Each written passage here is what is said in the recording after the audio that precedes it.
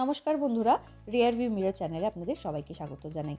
মাত্র 3 টেবিল চামচ সুজি আর বেসন দিয়ে কিভাবে এত সুন্দর একটা হেলদি আর টেস্টি টিফিন রেসিপি বানাতে পারবেন সেটাই আজকে আপনাদের দেখাবো। তার জন্য একটা বাটি নিয়ে নিয়েছি, তাতে আমি 3 টেবিল চামচ সুজি দিয়ে দিচ্ছি। আর সুজি দেওয়ার পর আমি 3 টেবিল চামচের মতো বেসন দিয়ে দিচ্ছি। আপনারা চাইলে আটাও ব্যবহার করতে পারেন, তবে বেসন দিয়ে করলে বেশি ভালো লাগবে খেতে। এবার আমি 1 টিস্পুন লবণ, 1 টিস্পুন গোলমরিচ গুঁড়ো আর 1 টিস্পুন হলুদ গুঁড়ো দিয়ে দেব। একটা বড় চামচের সাহায্যে আগে এই সমস্ত উপকরণগুলো একসাথে মিশিয়ে নেব। বেশ কিছুক্ষণ ধরে মিশিয়ে নেওয়ার পর বেশ অনেকটা পরিমাণ জল দিয়ে দিয়েছি, যাতে একটা পাতলা ব্যাটার তৈরি হয়।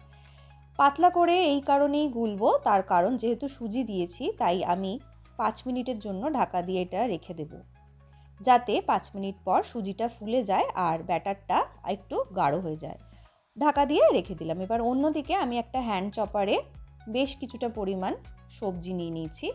আপনারা আপনাদের পছন্দ মতো সবজি দিতে পারেন। আমি এখানে 3 রকমের ক্যাপসিকাম দিয়েছি, বিনস দিয়েছি, গাজর দিয়েছি, আর যেহেতু এটা সম্পূর্ণ নিরামিষ তাই একটু আদা কুচি দিয়েছি।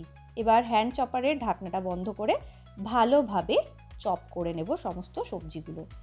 বেশ মিহি করে কিন্তু চপ করতে হবে। আমি আপনাদেরকে ঢাকা খুলে দেখিয়ে দিচ্ছি। দেখুন, একদম মিহি করে কিন্তু সমস্ত সবজিগুলো চপ করে নিয়েছি। এবার ঢাকা দিয়ে রেখে দিয়েছিলাম যে ব্যাটারটা, সেটা আপনাদের দেখাচ্ছি। দেখুন, আগের তুলনায় কিন্তু সুজিটা যেহেতু ফুলে গেছে তাই ব্যাটারটা অনেকটাই গাঢ় হয়ে গেছে। এবার এই ব্যাটারের মধ্যে চপ করে রাখা সমস্ত সবজিগুলো আমি দিয়ে দেব। সমস্ত সবজিগুলো দেওয়ার পর আমি এতে 1 চিমটের মতো গরম মশলা গুঁড়ো দিচ্ছি। গরম মশলা গুঁড়োটা দিলে একটা বেশ ভালো সুগন্ধ বেরোয়। আপনারা যদি চান তাহলে দিতে পারেন, না হলে স্কিপ করতে পারেন। এবার অন্যদিকে আমি ইন্ডাকশানে ফ্রাইং প্যান বসিয়ে দিয়ে 1 টিস্পুনের মতো অলিভ অয়েল দিলাম। অলিভ অয়েলটা দেওয়ার পর স্প্যাচুলা দিয়ে বেশ ভালোভাবে ফ্রাইং প্যানে মাখিয়ে নিলাম। আপনারা চাইলে বাটার বা সাদা তেলও দিতে পারেন। এবার তেলটা যখন হালকা গরম হয়ে যাবে তখন একটা বড় চামচের সাহায্যে বেশ কিছুটা ব্যাটার আমি দিয়ে দেব ফ্রাইং প্যানে। আর দেওয়ার পর ওই চামচের পেছনের দিকটা দিয়ে বেশ ভালো করে ছড়িয়ে দেব আর ফ্ল্যাট করে দেব, যাতে পুরো যে টিফিনটা আমি বানাচ্ছি বা যে চিলাটা আমি বানাচ্ছি যাতে সম্পূর্ণভাবে সব দিক থেকে এটা সমানভাবে রান্না হয়, কোথাও যেন কাঁচা না থেকে যায়। এক পাশটা দেখুন হয়ে এসছে বেশ কিছুটা। দেখুন, এই জায়গাটা এখনো কাঁচা আছে, কিন্তু অন্য জায়গাটা, এই জায়গাটা কিন্তু দেখুন এদিকটা কিন্তু বেশ ভালো রান্না হয়ে গেছে।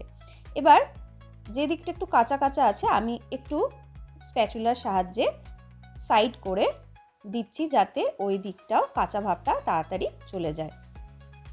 এবার আস্তে আস্তে দেখুন সেঁকে নিচ্ছি।